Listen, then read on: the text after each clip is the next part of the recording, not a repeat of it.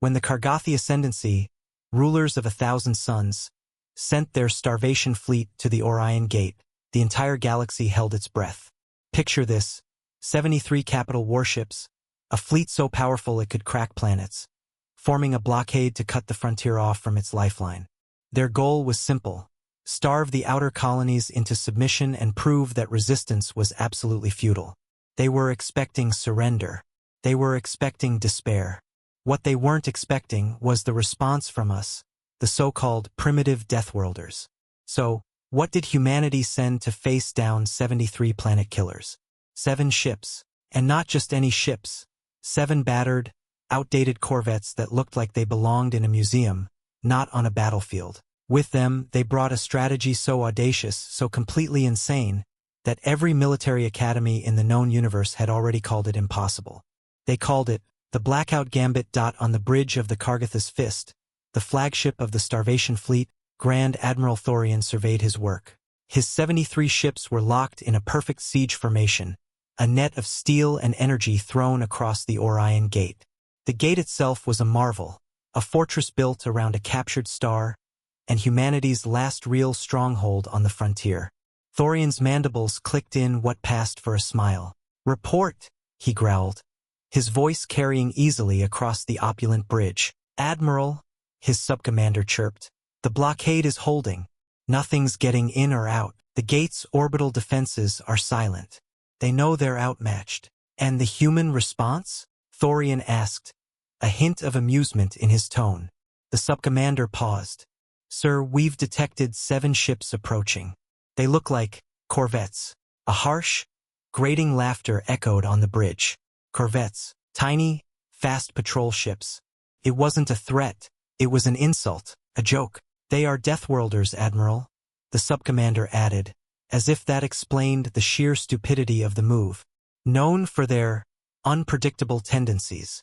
Thorian waved a dismissive hand. The Deathworlder legends were just that, stories told to frighten young larvae. He'd studied their history, a chaotic, brutish species that spent most of its time fighting itself, still using primitive slug throwers on its own planet. Their only real strength was a stubborn refusal to know when they were beaten. "Let them come," Thorian declared, turning back to the grand view outside. "Their desperation will be a perfect example for the rest of the galaxy. Let everyone see what happens when vermin challenge the Ascendancy. Keep shields at standard. It's a waste of energy to do more." He pictured the battle to come, a quick, glorious show of overwhelming force. A lesson that would be remembered for centuries. He'd faced fleets 10 times this size. This wasn't a battle. It was an execution. He was just about to find out it was his own. Aboard the lead human ship, the corvette UNS Audacity, the mood was a little different. There was no opulence, just the cold, functional steel of a ship built to survive. On the bridge, Admiral Eva Rostova stood before a holographic display, her face grim. Around her, the faces of the other 6 captains, from the Stalwart, Gambit, Echo, Silence, Revenant, and Last Word, watched from their own displays. "All right, people," Rostova began, her voice steady as stone. "The Kargathi took the bait. Their shields are at standard cruising power. They think we're gnats to be swatted." A gruff captain from the Revenant spoke up. "Eva, are we sure about this? The Sims gave us less than a 3% chance of survival. Even for us, those odds aren't great." "3% isn't zero, Captain," Rostova countered, her eyes like diamonds. "And those simulations are based on conventional war. The Blackout Gambit is anything but. The Kargathi are predictable. They run on logic, big numbers, and better tech. They follow the rules of war because, for thousands of years, they've been the ones writing them." She zoomed in the display, highlighting the Kargathi flagship. "They think war is a math problem. They've calculated that 73 is bigger than 7. They're right, but they forgot to account for the human variable. The Gambit isn't a plan to outfight them," she continued, her voice dropping to a conspiratorial whisper. "It's a plan to dismantle them, to board the unboardable and shatter the unbreakable. You see, the Kargathi fleet isn't a fleet. It's a single organism with a single brain, Grand Admiral Thorian. We aren't attacking 73 ships. We're attacking one man. The plan was beautiful in its insanity. The 7 corvettes would use their speed to slingshot around the gate's gravity well. This would give them an impossible angle of attack, putting them inside the optimal range of the big Kargathi guns before their slow turrets could even track them. 2 ships, the Echo and the Silence, carried experimental electronic warfare gear. Their job: create a temporary, focused blackout in the enemy's comms network. During that blackout, the other 5 ships wouldn't fire a single shot. They'd accelerate directly at the flagship, using only point defense guns to clear a path. Their goal: to physically ram and latch onto the hull of the Kargatha's fist and deploy boarding parties. They won't see it coming, Rostova concluded, because it's illogical, suicidal. By every known standard, it's an impossible tactic. She looked at each of her captains. But we're the children of Earth, and for us, impossible is just another Tuesday. You have your orders. Execute the blackout gambit. They're accelerating, the Kargathi subcommander shrieked, his calm completely gone. Straight for us. Thorian stared at the tactical display, unable to process what he was seeing. The 7 human ships were burning towards his flagship like angry comets. Their path was pure suicide. Insolent fools, Thorian roared. Teach them their final lesson. All ships open fire. Annihilate them. Beams of energy and waves of plasma ripped through space. But the corvettes were too fast, too small. The massive turrets on the capital ships couldn't get a lock. The little ships danced through the firestorm, their hulls glowing red-hot from near misses, but they kept coming. Then it happened. The Echo and the Silence hit their mark. They unleashed a silent, invisible wave of energy.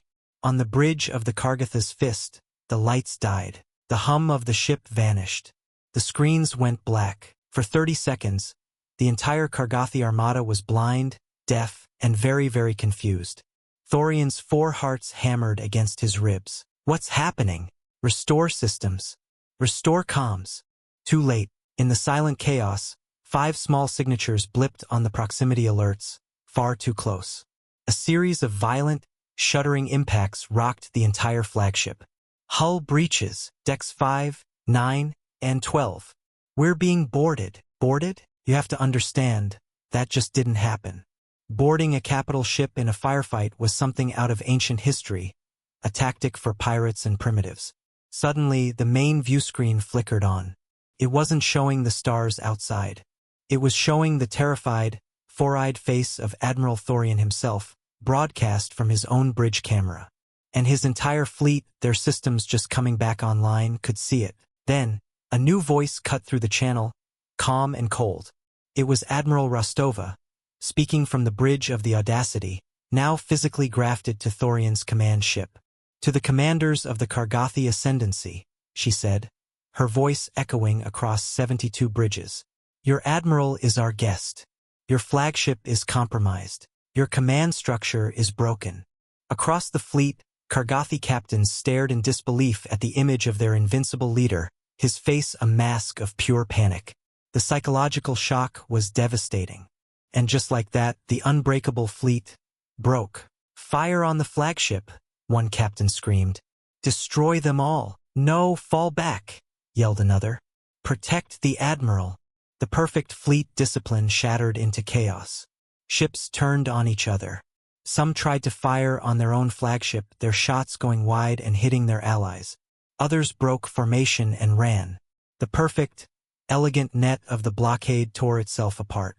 And as the Kargathi fleet descended into a storm of friendly fire and panicked retreats, the orbital defense batteries of Orion's Gate, silent until now, spoke with a voice of thunder, unleashing their full power on the scattered and broken enemy.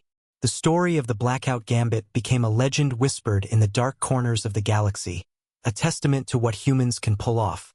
If you love stories where ingenuity and sheer guts defy impossible odds, make sure to hit that subscribe button and ring the bell. You won't want to miss our next story.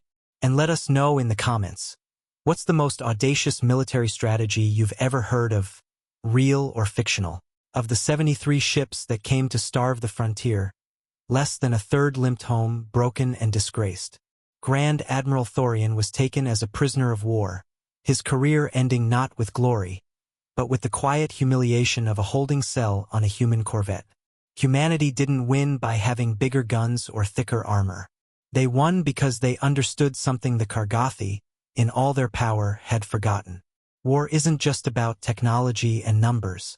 It's a contest of will. It's fought in the mind as much as it's fought in the void. The Deathworlders had returned, not with overwhelming force, but with an idea that turned an enemy's greatest strength into their most fatal weakness. The legend of the 7 corvettes spread like wildfire, a chilling reminder to every empire out there. It was a warning that when you push humanity into a corner, they won't just fight back. They'll change the whole game, and they'll win.